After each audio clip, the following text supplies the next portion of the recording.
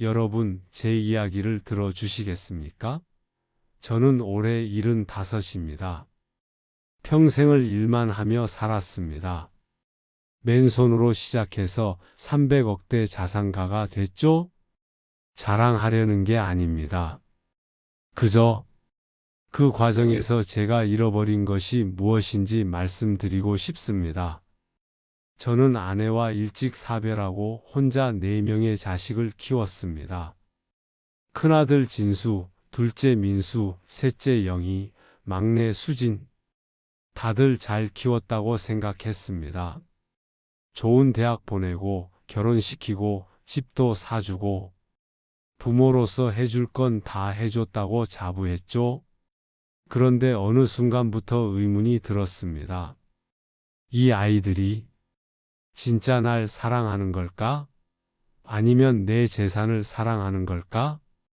그래서 결심했습니다. 마지막으로 확인해 보기로. 제가 아무것도 없을 때 이 늙은 아비를 진심으로 보살펴 줄 자식이 있는지 결심하기까지 석 달이 걸렸습니다. 밤마다 서재에 앉아 고민했습니다. 내가 너무 잔인한 건 아닐까? 혹시 자식들이 상처받으면 어쩌지? 하지만 알아야 했습니다. 제게 남은 시간이 얼마나 될까요? 10년? 20년? 그 시간을 누구와 보낼지, 누구에게 평생 모은 재산을 맡길지 제대로 판단하고 싶었습니다. 제 오랜 친구 김 변호사를 불렀습니다. 30년 지기죠. 제 계획을 털어놨습니다. 회사가 망했다고 연기하려고 합니다. 전 재산을 잃었다고. 그리고 자식들에게 도움을 청할 겁니다. 김 변호사는 처음엔 말렸습니다. 회장님, 자식들이 상처받지 않을까요? 하지만 제 마음은 확고했습니다. 진짜 효자는 시험이 필요 없습니다. 자연스럽게 행동하는 거죠. 만약 제 자식들이 진짜 효자라면 이 시험도 문제없이 통과할 겁니다. 모든 준비를 마쳤습니다. 가짜 파산 서류, 경매 통지서, 은행 독촉장까지 완벽했습니다. 그날 4명의 자식들을 모두 집으로 불렀습니다. 손자, 손녀들은 빼고요. 아이들까지 볼 용기는 없었습니다. 거실에 둘러앉은 자식들의 얼굴을 하나하나 봤습니다. 큰아들은 시계를 계속 봤습니다. 바쁜 모양이었죠. 둘째는 핸드폰만 들여다봤습니다. 셋째 딸은 며느리와 속닥거렸습니다. 막내 수진이만 제 눈을 똑바로 봤습니다. 아버지, 무슨 일 있으세요? 안색이 안 좋으신데. 가슴이 뭉클했지만 참았습니다. 아직은 때가 아니었으니까요. 얘들아. 천천히 입을 열었습니다. 아버지가. 큰일이 났다. 순간 정적이 흘렀습니다. 모두의 시선이 제게 집중됐습니다. 회사가 망했다. 거래처 사기를 당했고 은행 빚이 60억이 넘어. 이 집도 다음 달이면 경매 넘어간다. 큰아들이 벌떡 일어났습니다. 아버지, 그게 무슨 말씀이세요? 그대로야. 평생 모은 거 다 날렸어? 이제 갈 곳도 없구나. 자식들의 표정이 눈에 띄게 굳어지는 게 보였습니다. 셋째 영희가 떨리는 목소리로 물었습니다. 그럼 아버지는 어떻게 하시려고요? 너희 중 한 명이 날 좀 거뒀으면 싶구나. 달리 방법이 없다. 침묵. 그 길고 무거운 침묵이 제 가슴을 짓눌렀습니다. 일단 돌아가서 생각해 보겠습니다. 큰아들의 말이었습니다. 나머지 셋도 비슷한 대답이었죠. 저희도 형편이 어려워서요. 집이 좁아서요. 남편이랑 상의해 봐야 해서요. 그날 밤 잠을 이룰 수 없었습니다. 혹시 내가 자식들을 잘못 봤나? 혹시 다들 도와주겠다고 할까? 며칠 후 하나둘씩 연락이 왔습니다. 큰아들이 먼저 전화했습니다. 아버지 죄송한데요. 아이들 교육비 때문에 저희 형편도 빠듯해서요. 둘째한테 부탁해 보세요. 둘째한테 전화했습니다. 형님 집이 크잖아요. 저희 집은 방도 부족하고요. 셋째한테도 전화했습니다. 오빠들 먼저 알아보시죠. 저는 남편이 강하게 반대해서요. 전화기를 내려놓고 한참을 멍하니 앉아 있었습니다. 20년 전 일이 떠올랐습니다. 큰아들이 사업 실패했을 때 5억을 대줬죠. 둘째가 집 살 때 7억을 보탰습니다. 셋째 결혼 비용만 2억이 넘었습니다. 그때 그들은 뭐라고 했죠? 아버지 평생 은혜 잊지 않겠습니다. 아버지 덕분에 살았습니다. 근데 이젠 제가 도움이 필요할 때는 모두 등을 돌리는군요. 그때 막내 수진이가 직접 찾아왔습니다. 아버지 저희 집으로 오세요. 수진아, 너희 집은 내가 신세지기엔 좁잖니? 방도 하나밖에 없고 저희가 거실에서 자면 돼요. 방은 아버지께 드릴게요. 너희 남편은 뭐래? 남편이 먼저 말했어요. 아버님 모시자고. 눈물이 났습니다. 70평생 사업하면서도 안 나오던 눈물이 그때 쏟아졌습니다. 막내 딸 집으로 이사한 지 일주일. 제가 쓰는 방은 고작 4평이었습니다. 침대 하나, 작은 옷장 하나가 전부였죠. 수진이 부부는 정말 거실에서 잤습니다. 얇은 이불을 깔고 누워 자는 딸과 사위를 보며 가슴이 찢어지는 것 같았습니다. 수진아, 아무래도 안 되겠다. 너희가 방 써라. 내가 거실에서. 안 돼요, 아버지. 아버지 연세를 생각해야죠. 매일 새벽 5시 수진이가 일어나는 소리에 잠이 깼습니다. 몰래 문틈으로 봤습니다. 수진이는 제 아침을 준비하고 도시락을 싸고 집안을 정리한 뒤 식당 일을 나갔습니다. 밤 9시가 넘어서야 돌아왔습니다. 피곤할 텐데도 제일 먼저 하는 일은 제 약을 챙기는 거였습니다. 아버지 약 드셨어요? 아, 깜빡했구나. 안 돼요. 꼭 드셔야 해요. 어느 날은 제가 새벽에 기침을 심하게 했습니다. 다음 날 수진이가 병원 예약을 잡아놨더군요. 수진아, 돈이 얼마나 드는데? 아버지 건강이 우선이에요. 병원비가 30만 원 나왔습니다. 수진이는 아무렇지 않게 냈지만 저는 알고 있었습니다. 그게 그들의 일주일 식비라는 걸. 김 변호사를 통해 몰래 확인했습니다.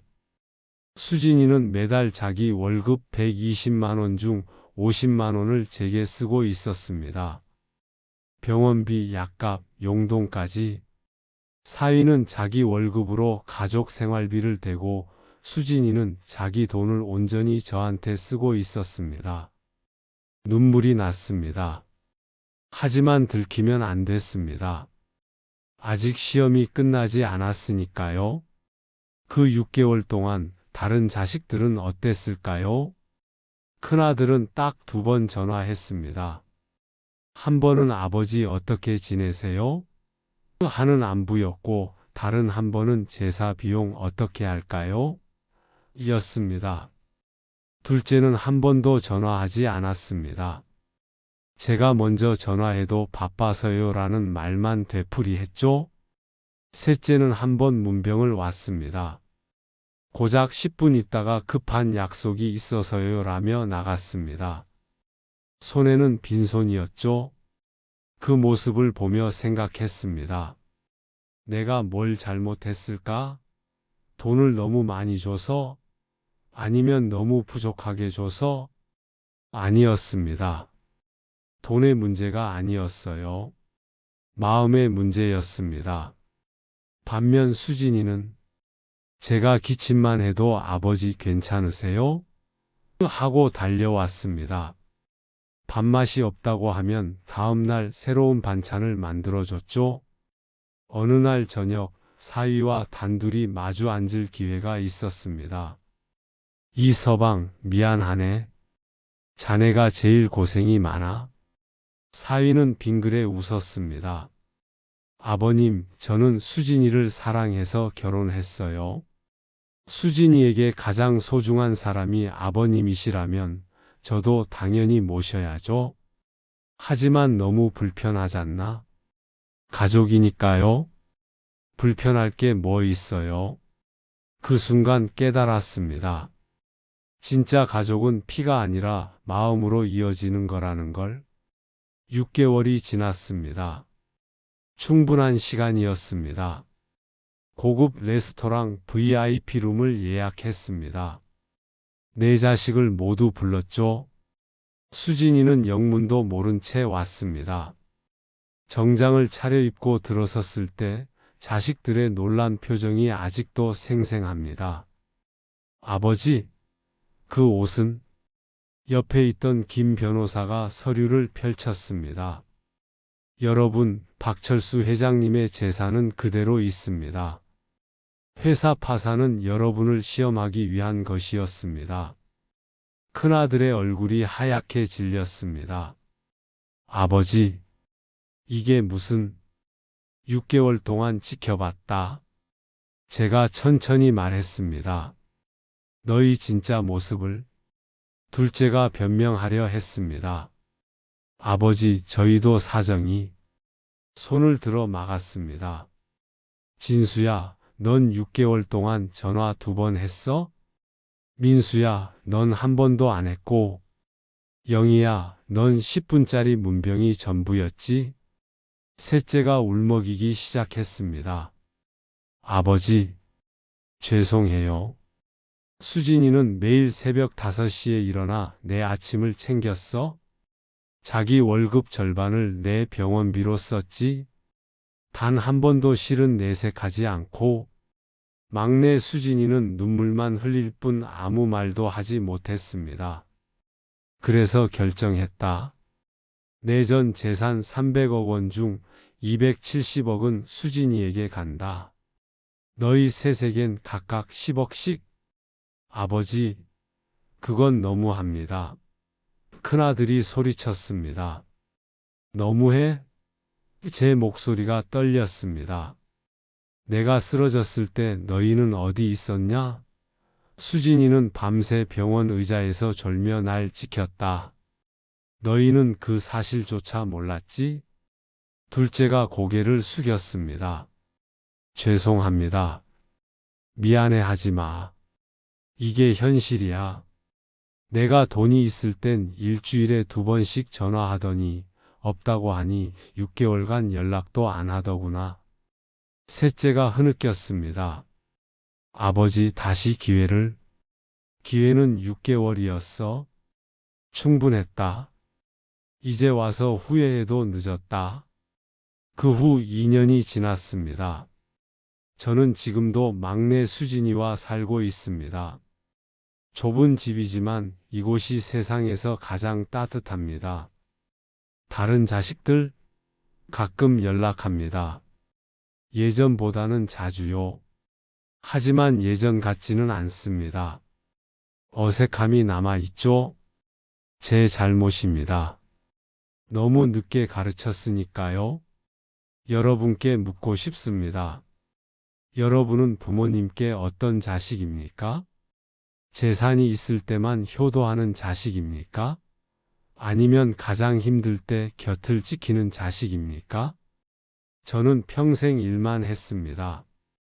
돈을 버는 게 자식들을 사랑하는 거라 생각했죠? 하지만 틀렸습니다. 자식들에게는 제 돈이 아니라 저와 함께 보내는 시간이 필요했습니다. 그리고 깨달았습니다. 저도 똑같았다는 걸.